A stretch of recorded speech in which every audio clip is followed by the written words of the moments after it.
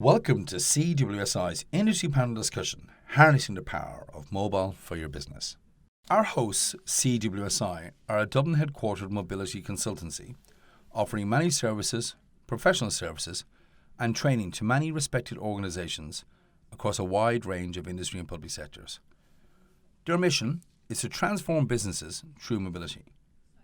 This webinar is being recorded, and you can enter any questions you have into the chat room in the GoToWebinar side panel, and my colleague Mike is collating them, and we'll read through them later. So first, some introductions. I am Mike Wilson, CEO and founder of Ditto, and I have the pleasure of moderating today's session.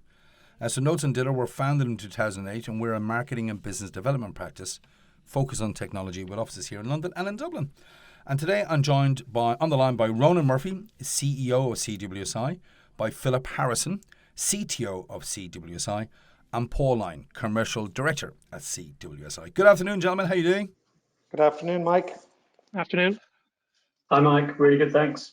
Hi, guys. So listen, thank you very much for taking time out of your busy day to join us today for our panel discussion on making the most of mobile for your business. I thought, look, I'll just share with our audience some words of introduction on our panel members. And with over 25 years experience in the mobile telecoms arena, Ronan has been involved in multiple startups and subsequent business disposals over his career. As an established thought leader and market strategist in mobility, he's been invited to participate as judge, panelist and speaker at lots of mobility technology events all over the world. And Ronan has provided strategic advice to many of Ireland's leading corporations in the area of enterprise mobility and has acted as advisor to numerous vendors wishing to participate in the Irish market. Philip has over 15 years' experience in the IT service sector with a strong educational foundation in computer science, having attained a computer science graduate degree from Trinity College in Dublin. His experience ranges from first-class level support to major infrastructure consultancy to management. Philip worked with customers of all sizes in all major vertical markets and is recognised as the leading authority in mobile IT in the Irish market. And to Paul. Paul has extensive commercial and operational experience in information technology and telecommunications, retail and also FMCG sectors within both privately and publicly held businesses in the UK, Australia and New Zealand. During his time in Australia, Paul was instrumental in growing a disruptive startup IT and telecommunications business to $80 million of revenue and a successful listing on the Australian Stock Exchange. Guys, what a fantastic array of experience and talent. Good afternoon, everyone. It's a pleasure to be moderating today, and thank you for taking part in today's discussion. We couldn't get a smarter bunch of folk together to talk about how firms can really grasp mobile and empower their business. So to our audience, let me explain the format. To begin, I will outline how the webinar is going to work. To start, I'll give a short overview on the topic. The panelists then will give some insights into their part of mobile and business and their perspective on it from both a CTO perspective, a CEO perspective, and a commercial one. After each presentation, I'll pose a question for discussion, but we're framing the question as a kind of an open chat. I'll put it to the panel. There will be some time at the end for audience questions, so if you have any questions, submit them in the form. And then I'll ask each of our panelists to close up with a closing comment each.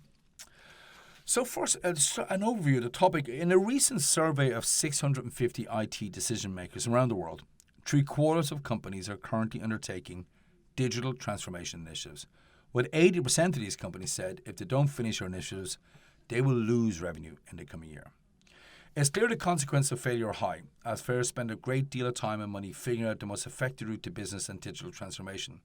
But sometimes they overlook the most powerful tool available, one that's right in the palm of their employees' hands, their smartphones. So let's explore how firms are harnessing the power of mobile for their businesses and learn how you can do the same for yours. So I'll start with Philip. In 2019, things got smarter. Smart business, smart tech, smart mobile. If you'd like to kick off with your presentation, so it's over to you, Philip. Thanks, Mike. So I have three topics here that we saw movement on in 2019 I thought might be worth talking about. The first is around the management of endpoints. So the term unified endpoint management has been knocking around the industry for a few years now. It's basically the idea that a single unified management platform should be able to manage your smartphones, your tablets, your Windows desktops, and your Mac desktops.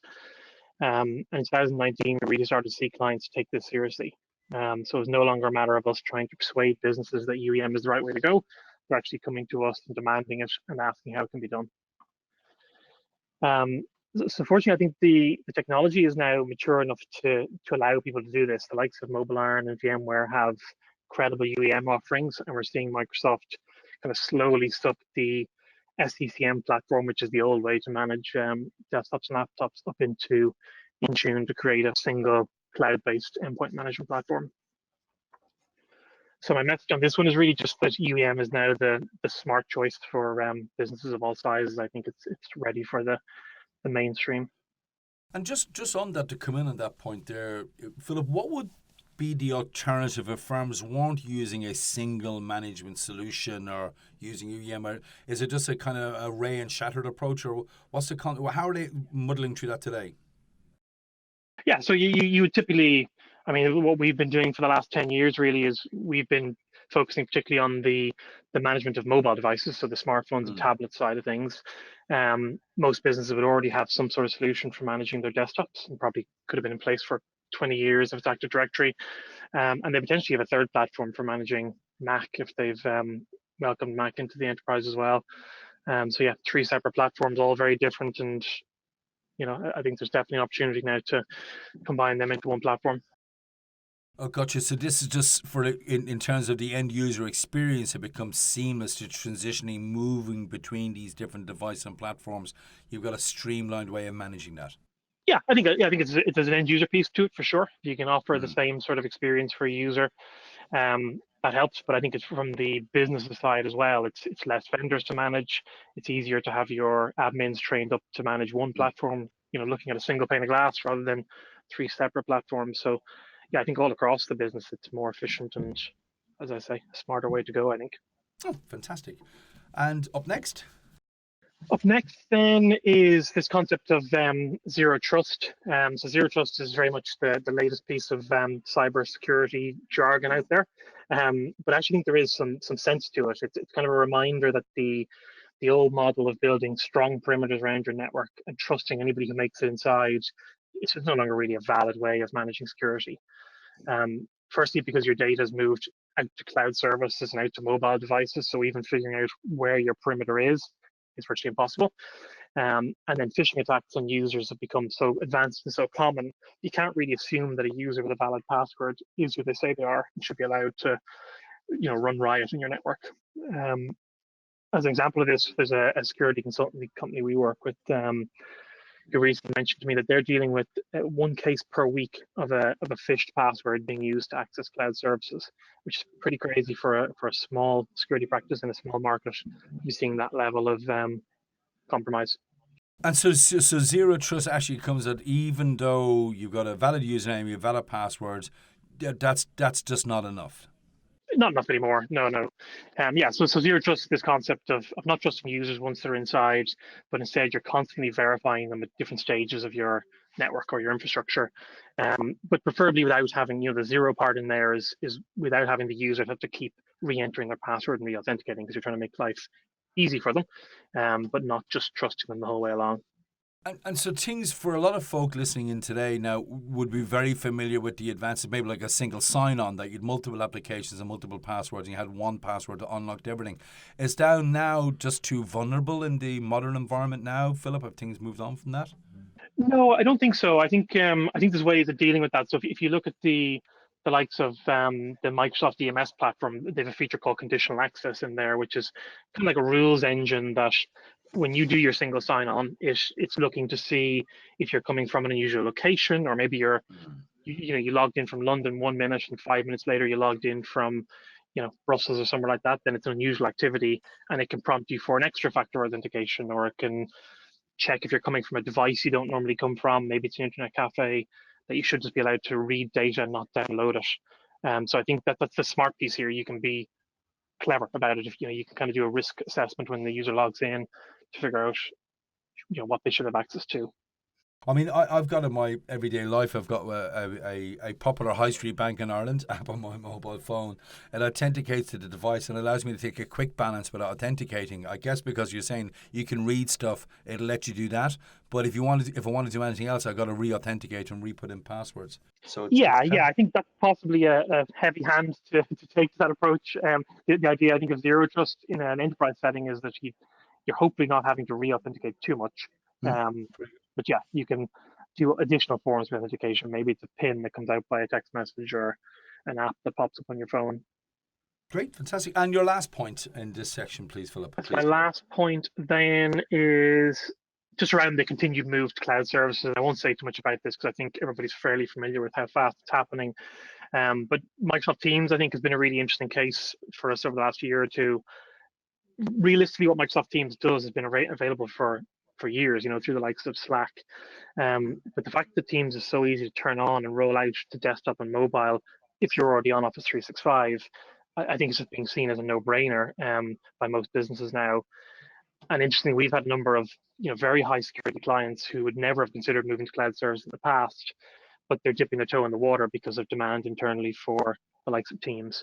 And once that floodgate opens, you just see more and more services move off to the cloud. So on this point, I just think cloud first and mobile first are just the new normal for smart businesses, in my opinion.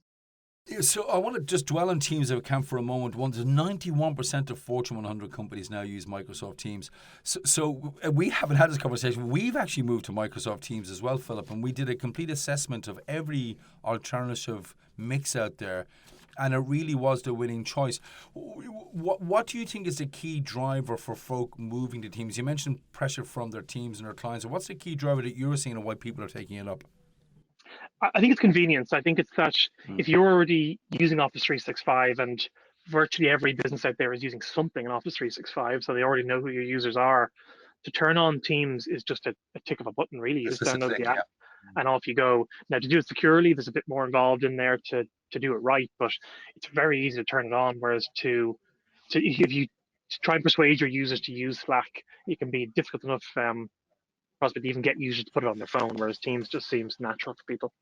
Excellent. So Philip, I think we go to the next slide, please. We're going to have a chat. I've got some questions to ask you. There was a theme that went through your presentation here. If you think about how technology progressed to UEM and single management solutions, how technology is pushed on to zero trust, and the fact that where the enterprise ends and begins has become quite blurred. And then finally, this need for new functionality, new ways of collaborating. It's keeping pace with this rate of change. It just seems to be hugely quick and lots happening. And the fact one vendor, could you maybe just describe for our listeners just how CWSI help your customers keep pace with this rate of change? Yeah, so I think at a risk of sounding a little bit like my salesy colleagues who are about to speak later, I think the best way of dealing with something like this is to try and outsource as much of the mundane day-to-day stuff as you can, to allow your in-house talent to focus on the more strategic stuff and staying up to date with what's happening in the market and the advancements. And then for that strategic stuff, having a partner who's a specialist in that space who can kind of boil down the jargon for you and just tell you what you need to do and what's right for your business. And from a technology perspective, is that what you're seeing, Philip? From a tech perspective, you'll come in. This isn't like the hard sales kind of sales pitch now, but you'd come in from a tech perspective, look at someone's real estate to say, listen, folk, we can tailor the ideal end state for you guys and help them transition. And you help from both the consultative part of design right through to implementation and post-servicing? Yeah, and particularly the post-servicing piece. So we would do for a number of clients what we would call a kind of a center of excellence, where we would meet with the customer and some of their stakeholders, say once a quarter, and we would talk through some of the advancements in, be it Office 365 or mobile or AirWatch or whatever solution they're using, and field questions from them and from different parts of the business. So you're trying to get people from marketing and sales into those meetings, and kind of sharing our insights into how the market's moving and how they might utilize the technology better. Fantastic. Well, Philip, thank you very much for sharing this quick tour on the tech perspective. We're now going to move on to Ronan, who is going to talk about the smart advantage in 2020. And if you look at Philip outlining this kind of foundation of smart technology in a secure way and leveraging functionality, I think, Ronan, you're going to talk about how smart businesses use this technology for their advantage in the war for talent. Yes, indeed, Mike. Thanks very much for having us today. Philip spoke about the technology behind what's going on in the business. What we've really seen through 2019 and going into 2020 is that this war on talent, or war for talent, continues unabated. And our customers have started using technology to help in attracting that talent, and they've begun to recognize that that using devices like MacBooks and iPads and iPhones are people expect to have them when they arrive in a business, and they don't like to be driven towards specific types of technology. And you'll see on social media a lot of these unboxing processes been shared where it shows a new intern coming to joining a business and opening the smartphone and opening the computer and the tablet or iPad that's presented to them. So it sounds like a very small thing, but in these people's lives, they like to use the technology they're comfortable with, and they like to use the applications they're comfortable with. So driving them down a specific avenue of IT is not always the right thing, and can really go counter to a good experience and good engagement with employees. And I guess for a lot of graduates, Ronan, these are truly digital natives. You know, these are folk they're highly mobile, highly millennial, I guess, right, in their use of technology, living in a digital world. My kids laugh at me still using cash. Every of these guys has digital wallets, digital everything. I guess firms have to be cognizant because you could seem quite old-fashioned very quickly if you weren't adopting this stuff. Yes, exactly. Yeah, and you know, we've had situations with big professional services companies where they've said MacBooks have to be adopted into the organization to facilitate these new graduates and to get them to sign up. And again, going back to Philip's point, having the technology that can manage MacBook and Microsoft and iOS and Android is really important for companies going forward. And so you're sitting down with clients, figuring out how they can put the employee experience, and I guess on top of the employee experiences, I guess is to make their life easier too, because they're going to be happy employees better working. Yeah, exactly, and been more productive. You know, you mentioned Teams earlier on, been able to use multiple devices, been able to collaborate and work with those devices, with their colleagues, whether they're in the office, out of the office, and obviously all of that has to be done compliant and with security and compliance in mind. Well, I think that tees up your next point perfectly. So we go on to the next slide, please. Yeah, mobile is everything now, and security and compliance have taken center stage. So I think the best way I can explain this one or share this one was I was watching Mark Benioff, the CEO of Salesforce, at Dreamforce last week, and he had Tim Cook from Apple on stage, and he was telling the group and telling all the attendees and those watching that he doesn't own a computer anymore. He uses his iPhone for everything. And he said, I think someone arched an eyebrow and he said, look, I do have a computer, but I don't know where it is. It is somewhere because it's got some photos I want to keep on it. But he said, for my day-to-day life, I use my iPhone, I connect to cloud services and use apps, and I can do everything I need to do as the CEO of an organization like Salesforce. And I think that just shows you where we've come. And then to go to the point around security, compliance, if you think about Mark Benioff using a laptop that wasn't secured with all the security controls that is standard in enterprise, you'd be shocked. But there's probably people like him using iPhones for all those things, and they haven't looked at that security and compliance piece around it. So it's really important that we remember that it's the responsibility of the security resources in companies to make sure that they have a comprehensive mobile security framework in place that can automatically scan every device, every network, every cloud service and threat before granting these devices access to business resources. And I think when we look across our customer base, it amazes me when we come across new customers who haven't thought that through in the world of mobile, but may have a very, very sound and secure story on traditional IT. But mobile is that out there that is now becoming the heart of everything. Yeah, so just I guess it builds on from what Philip just touched on there with people spoofing emails and the zero trust paradigm. So mobile is everything. So actually, mobile should figure front and center when folk are sitting down with their security and compliance piece. And I guess we're all victims of data breaches, security breaches. You know, how do you allay fears? Is that so central in people's fears, Ronan, that firms won't make the decision to deploy mobile because it's so adverse? They'll say, no, we can't touch it. Or how do you get them over the hump? Yes, so what we often see is projects been stalled because of lack of security sign-off. And it's really the fact that they're not educated or informed enough around what the array of protection, mobile threat protection solutions are out in the market. And there was an era where there was a feeling that Apple and iOS, because it was a walled garden, was a safe environment. I think there's been multiple incidents over the last few years to show that that isn't the case. So it really, when we join a lot of these projects, which are stalled for security reasons, we're able to say, look, here's how you can mitigate that security risk. Let us show you how we can bring you on a journey where we take out that security risk and give you a compliant user and enable productivity using security in the background to make sure it can happen. Well, I guess you're saying if it's good enough for Salesforce, it should be good enough for your firm, right? I think that leads on nicely to your third and final point, Ronan, around the digital workspace. Thank you. Yeah, so the decisions around the digital workspace have moved beyond IT. I think what we're finding in our engagement with large organizations, where previously a lot of the projects I spoke about in my last point that were been stalled were in IT and IT security. And what we're finding is that it's not really a pure technology conversation with IT anymore.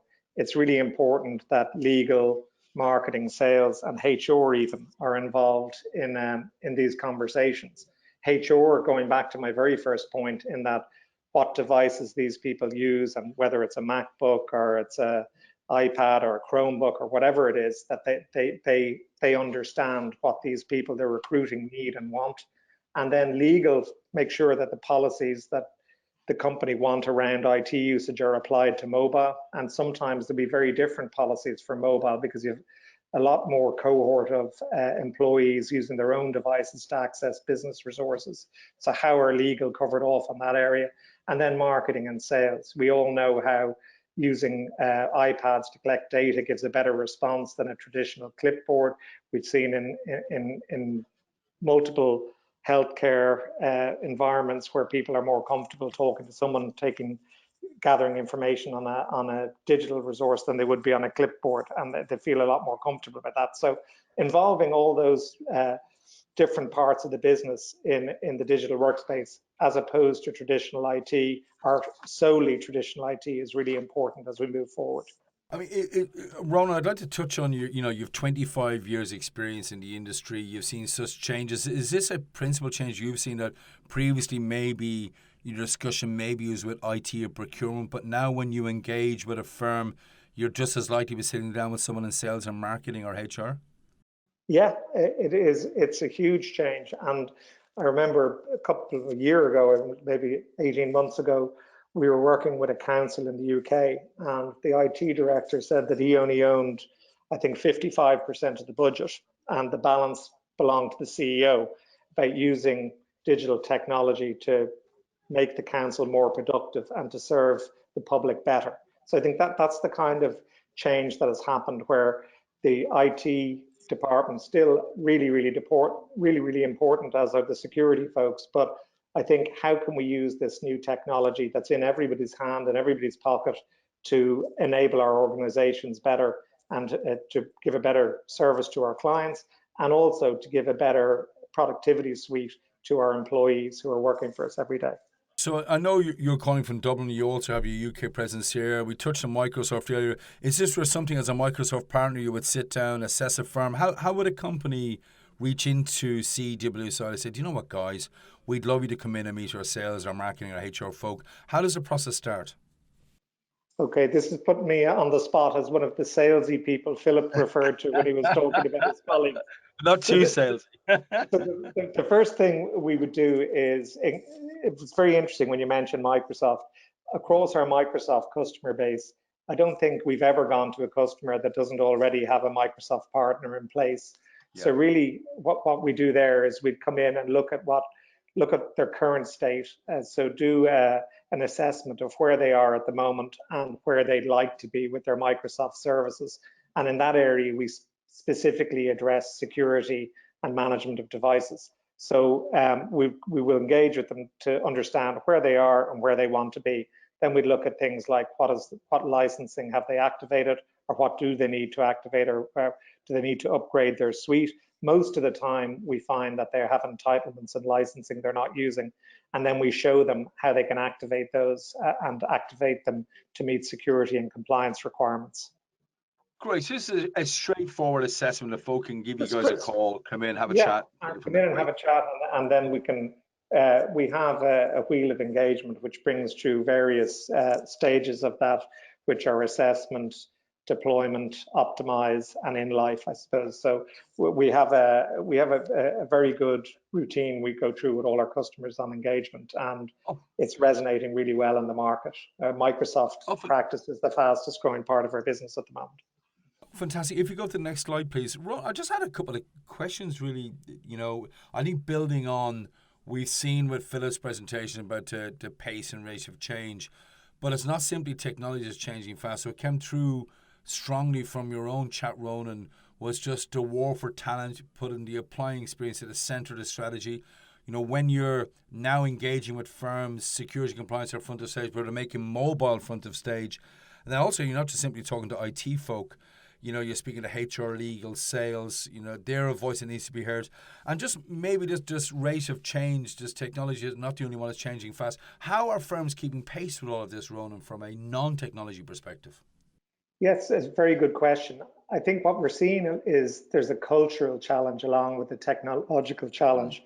And with organizations we work with, we're fortunate enough to work with a lot of the tier one banks in the UK, and also the retail banks in Ireland.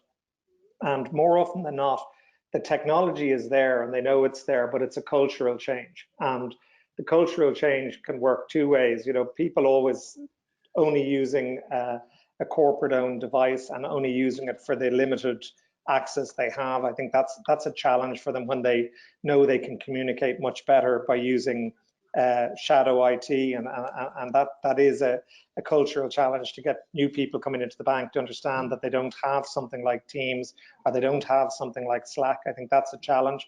But also from a very basically looking, one of our banking clients moved to a new office facility and a home working blend. So the idea was that some people would work 3 days a week in the office and 2 days from home.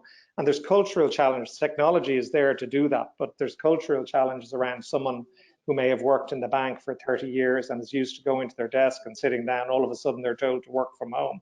And I think those cultural challenges are nearly as important as the technology challenges that they face for doing that. But again, we're very happy to help around how that messaging should be structured and how it's communicated to employees, and that's an area we help in as well. Well, I think truly work is definitely an activity, not a place. Fantastic. Thank you very much. So we're building up to Paul. Now, Paul is the commercial director, so maybe we'll get a bit more salesy, but I know a lot of our audience are very commercially minded. And I know Paul is going to talk about how going mobile never made more commercial sense, that you can make money and save money. So, Paul, over to you.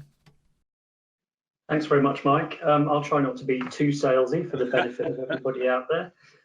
So just following on really from Ronan's point about the war for talent, that really is a bit of a war of attrition. That battle is ongoing, not just to attract the best people, but also to retain them. We know, and research backs this up, that technology is a key influencer in people's decisions to either accept a role with an organization, or to stay in a role, or sometimes to leave a role. So, for example, according to some research from Forrester, you mentioned millennials earlier, Mike. Their research indicates that 80% of millennials, so 4 out of 5, say that workplace technology influences their decision to join a company. And around 42% indicated they would change employers if they weren't provided with the technology that meets their needs. So that has a huge impact on an organization. And now, as you mentioned, Mike, we very much see work as an activity, not a place now. So when we're talking about workplace technology, we're not talking about a faster, more powerful PC on your desk or a nice, snazzy, large monitor. We're talking about the latest mobile equipment, whether that's a top-end phone or a tablet or a laptop or a hybrid or a Mac. a tool that really enables people to engage well with it and get the job done. So it's worth trying to think about those impacts commercially, and thinking about the cost to an organization of that kind of impact. So the cost of someone leaving your organization is large. There is a lot of research in this area, and it does vary by organization and by role, and depending on how you're recruiting. But the consensus seems to be that the cost of replacing someone in your organization is at least £5,000 if that person leaves quickly, or is the wrong hire, or is unhappy with their choice. Now, if you consider an organization with 1,000 employees, reducing that turnover by 10% equates to a saving of about £500,000 annually. And that's just in the hard costs. So additionally, there are soft costs that may impact, I guess, what's known as your employer brand. And those are a little bit harder to quantify, but they're still real. So for example, what's the cost to your organization of a negative listing on an employment review site like Glassdoor, for example? And how much harder does it make it to actually attract talent in the first place if your employer brand is damaged? And what impact might that have on the morale of the people who remain within your organization? Those are real impacts, but a little bit more difficult to quantify. So we firmly believe that the right technology and the right technology strategy can help you to reduce some of these costs, address some of these drivers, and give you a commercial benefit. So for example, some of the drivers of the costs of changing people include provisioning of technology when you're onboarding somebody.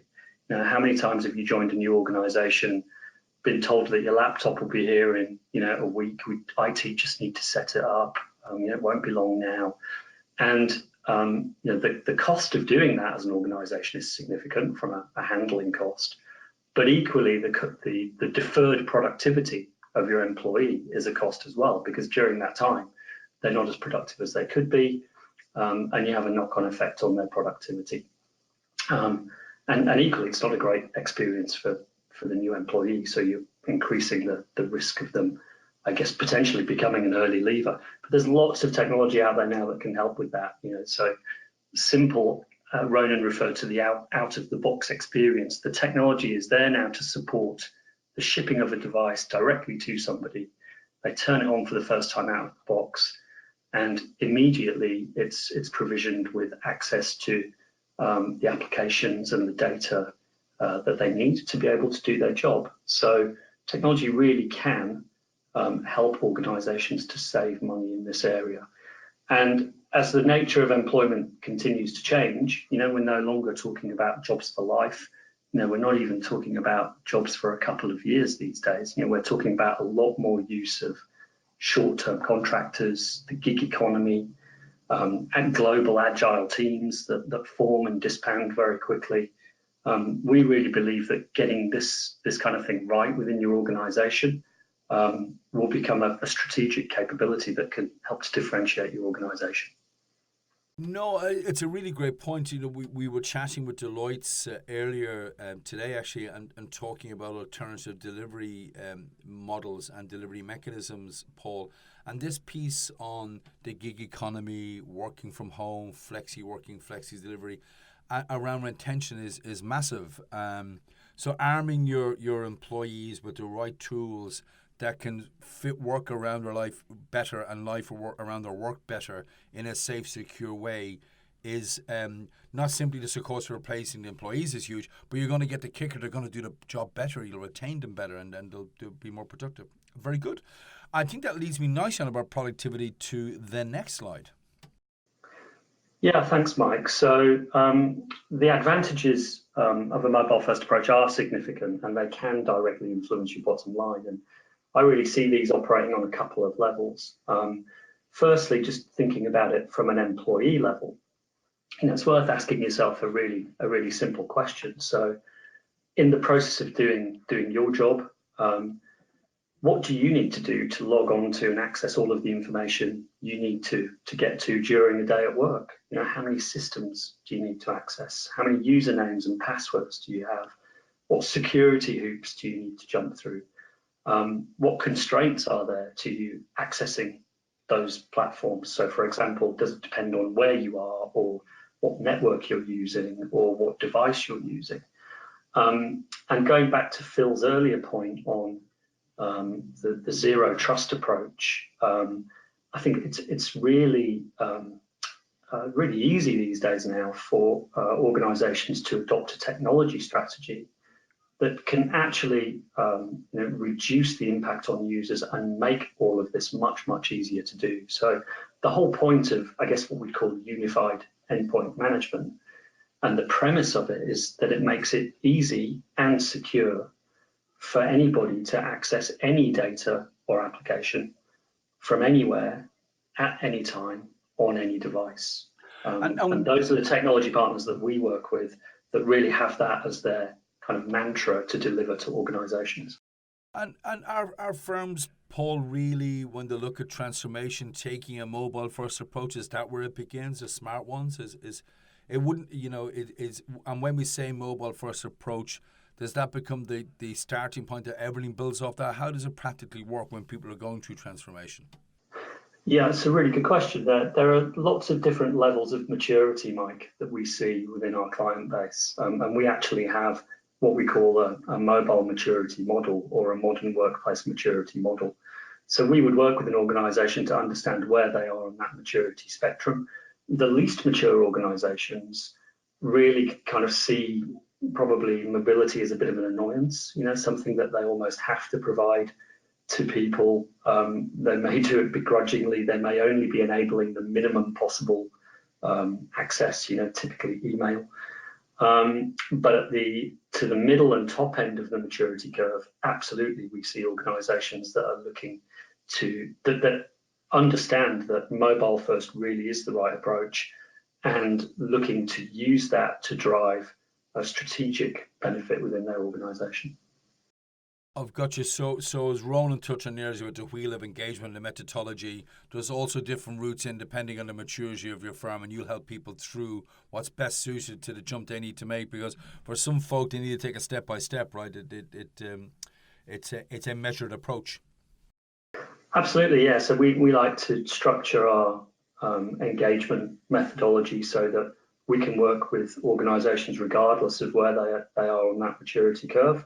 And the activities that we work on with those clients might differ depending on where they are on that curve. But the productivity benefits, they can be as simple as thinking about, something like single sign-on, which we talked about earlier, reducing the amount of time that thousands of people take to access information, even by 5 or 10 or 15 seconds. When you roll that up, that's a significant amount of wasted time in an organisation. That's a very basic example.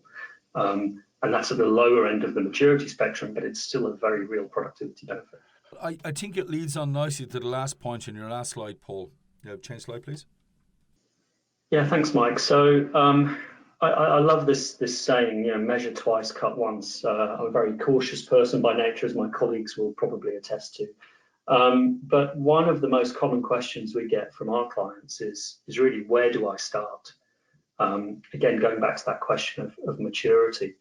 And our message to the companies we work with is really, don't start with necessarily the technology, and certainly don't start with procurement, which is where we see a lot of organizations beginning, but instead start with your business goals and your business objectives, and then work backwards from there. So ask yourself as an organization, what are you trying to achieve and why?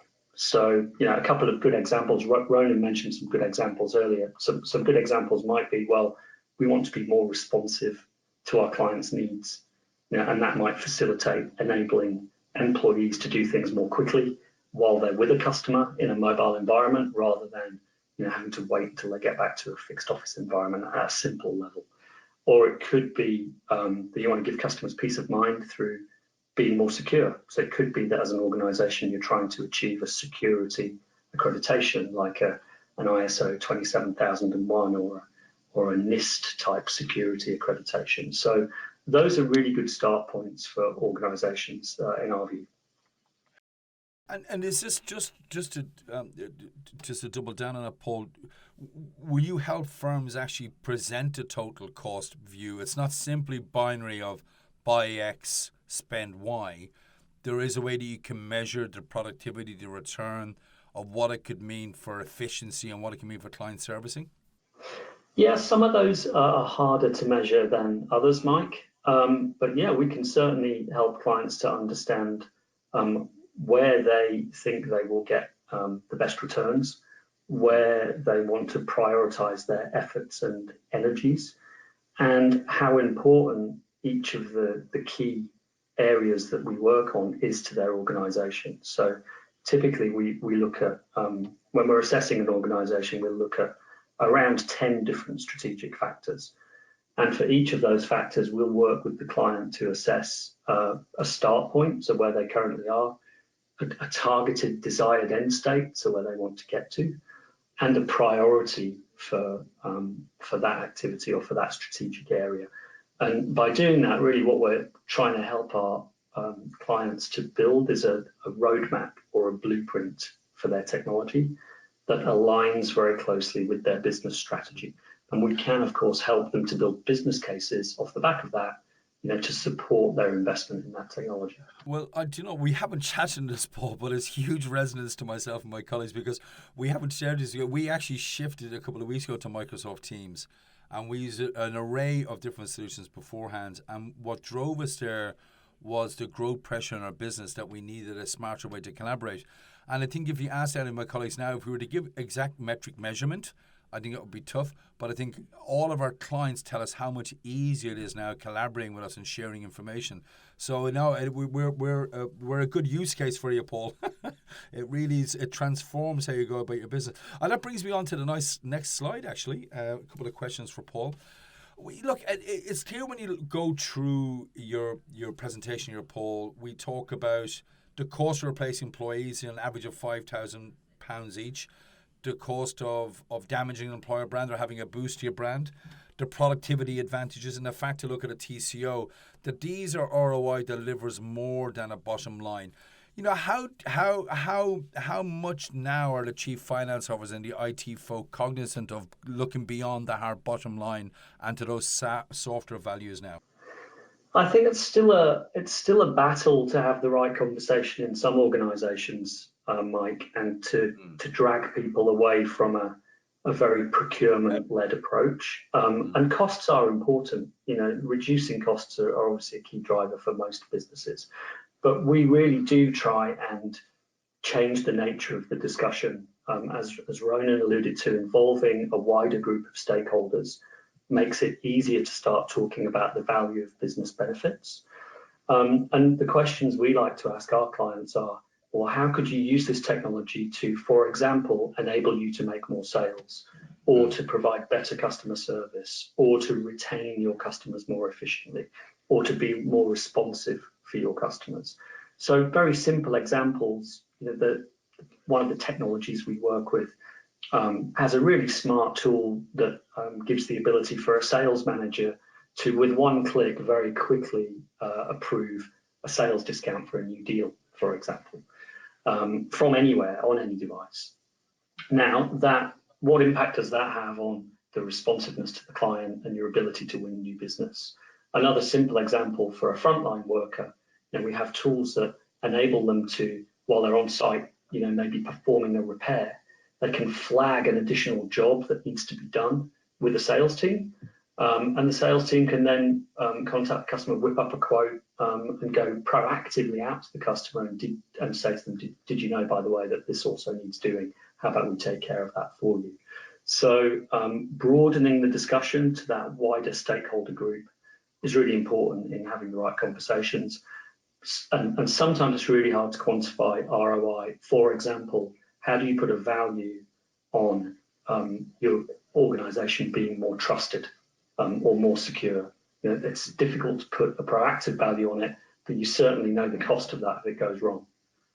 Yeah, I just have to share with you, Paul, even clients being able to join a conference call easily. I know that might sound crazy, but I'm sure a lot of our audience and our colleagues have experienced certain telecoms providers where you have to dial again and again to try and get into the bridge, and when you get in, you're late for the meeting, or the bridge doesn't work, or the pin doesn't work.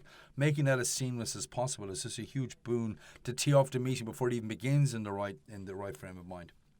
Well, there's a funny story there, Mike. From we work with a big tier 1 mobile operator, and every time we have meetings with them, we kind of joke about the same thing. Getting everybody dialed in usually takes about 10 minutes. We try about 2 or 3 different technologies, and it's kind of a running joke that surely there's got to be a better way to do this. So I absolutely agree with you on that. Yeah, but even before you start a meeting, you can tee off and they can be in bad form. Well, Philip, Ronan, Paul, that was a fascinating quick tour from the CTO perspective, the CEO perspective, and the commercial director perspective. Now, I can't believe how quickly time has gone. It's an audience Q&A part now. I'd like to ask my colleague Mike, do we have any questions, Mike, for the guys? We do, yes. So we might have covered this a little bit already, but what advice does the panel have for companies that don't know where to start with things like securing Microsoft 365 or Teams?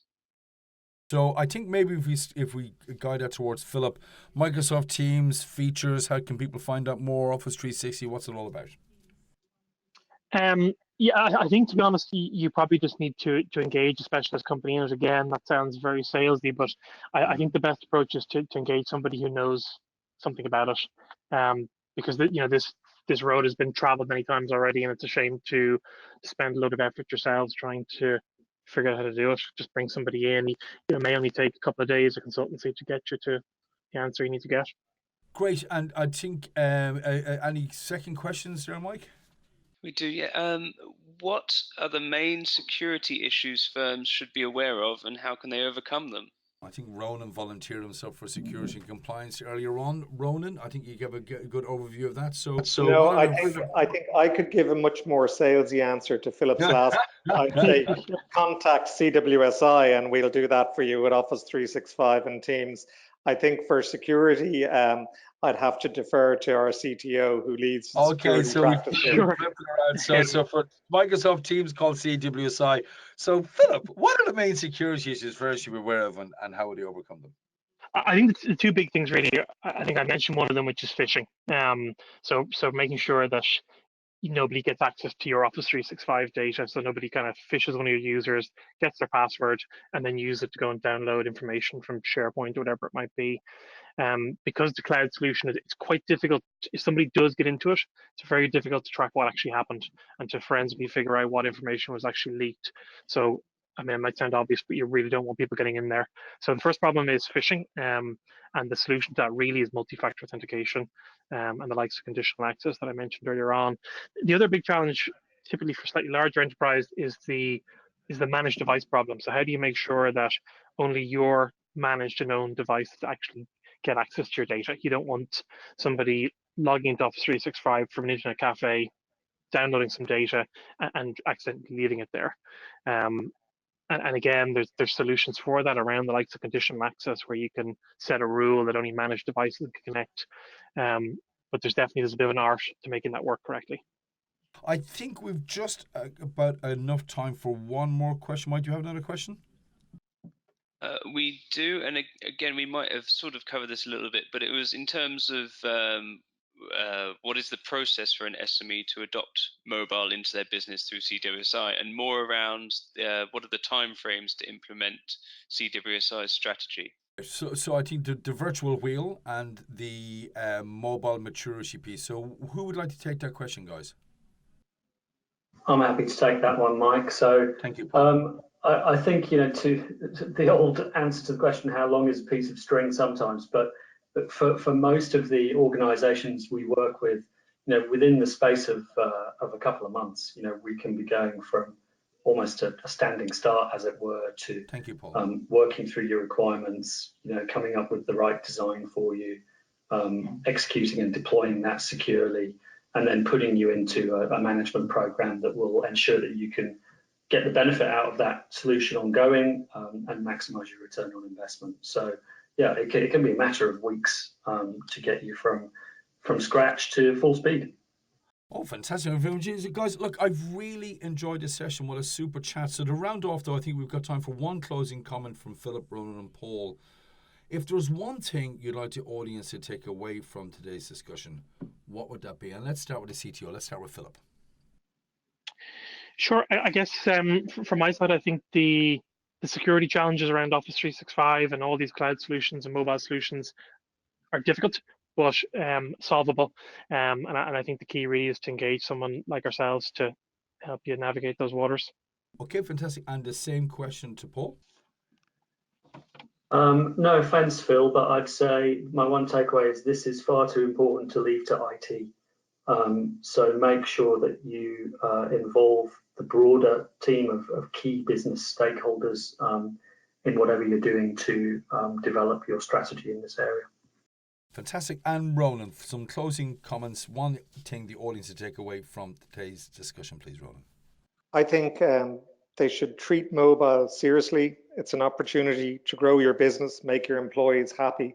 It's not a headache, and it's not something that should be treated as a headache. Oh, very good.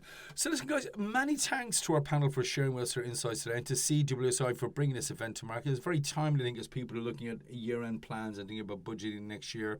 So to find out more about CWSI, you'll see on your screen there all of the various links and bits and bobs this area is providing. Also visit CWSIsecurity.com. This session has been recorded, and a link to that video will be shared via email shortly. For more information and for a copy of today's slides or discuss any of the topics covered today, please do get in touch with CWSI on info@cwsi.co.uk. Until then, just say thank you very much, guys, and thank you very much for attending. Thank you, Mike. Thanks for having us. Thank you, Mike. Thanks, Mike. You're welcome. Bye.